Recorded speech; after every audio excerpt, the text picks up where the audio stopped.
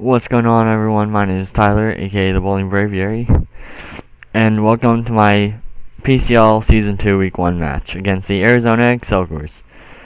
If you didn't watch my team builder video, I would suggest watching that now before you watch this, or if you just want to be surprised at my sets, then you don't have to. So without further ado, let's start the match. So I knew my my lead was Hot Pocket since it's choice specs. Now I can deal massive damage to anything. He could have switched into a Slowbro there, but he didn't.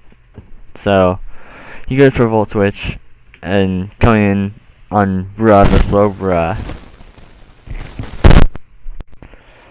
So the only thing I can take a Scald was I wanted to take Scald was Latios, but I figured he'd have Ice Beam, and I probably should have went for another Calm Mind here, but I didn't, and I went for I did not expect him to switch in there, but oh well, probably should have. But this is probably why I should have Calm Minded again to be able to live a Moonblast and to possibly Yoko the Forgis with a Psyshock.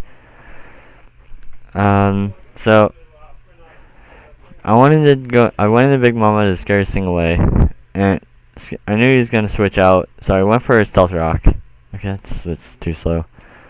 So I went for a Stealth Rock, and I wanted to get out of there. And I'm like, well, I don't have anything else I want to get burned, and I knew Hot Pocket could live, so I switched into it, and I made the safe play of going for a Thunderbolt, but I should have went for a. Here I should have went for the Overheat, but turns out at the match they said that Frostbite was scarfed, so it wouldn't have mattered anyway. So I go and call Kogan, and he switches out. I predicted the switch going for knockoff, and instead of 2, it takes 3 to knock it out for some reason, as he misses a Will-O-Wisp. So that's good for me, because now that Pharaoh's, the Calvagurgus is down, now I can start doing a lot of damage with slacking. Now, here he brings out Bully B the Beedrill, Mega Beedrill. It may not seem like much, because it's really frail, but he used this thing very well this match, as you'll see later. So my only counter to it is Big Mama. So whether I went for an Earthquake there or Toxic Spikes, to me it didn't really matter, since if your turns, he'd be switching out anyways as I bring in Ivert, the Mega Swampert. I wanted to scout out the Grass Knot, and I knew it was faster, so I went for a Substitute. I go into Colt Kogan, and he predicts that, and goes for a Psyshock. Good prediction on your part.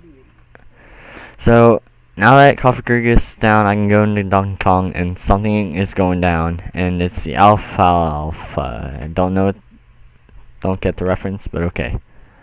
He goes into Forgis and sacks it off, and now he goes into Bully B to take away the Toxic Spikes.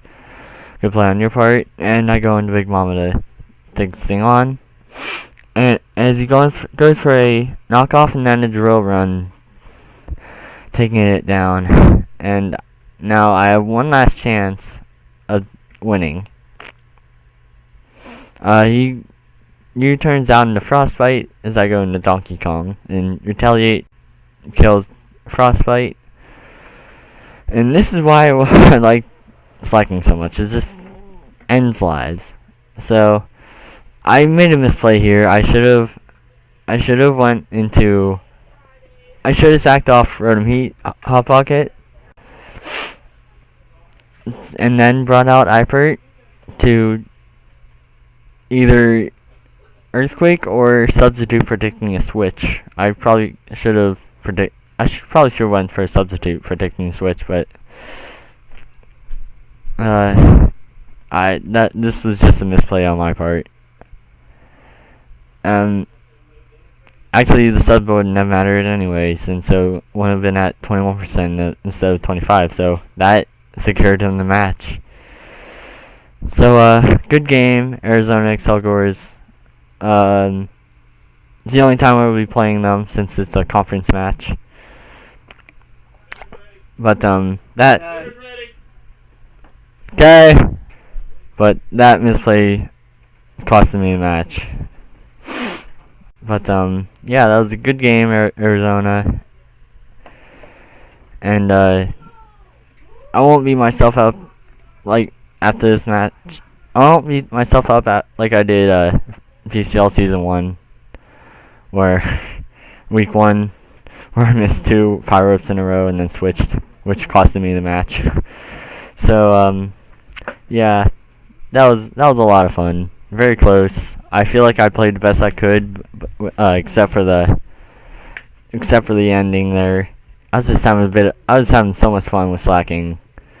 So, yeah, my name's Tyler, and I'm coach of your Carolina Pangoros, and I will see you next time.